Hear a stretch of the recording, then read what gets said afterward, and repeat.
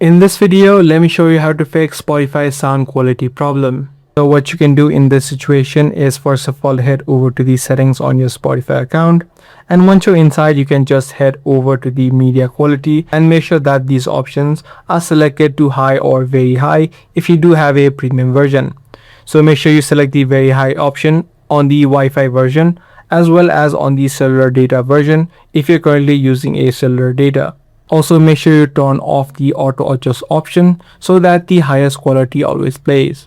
Apart from this, what you can also try out is try to turn off the data saver option. If the data saver option is on as well, you may not receive the highest quality. So if it is selected to always on or automatic, you can select to always off.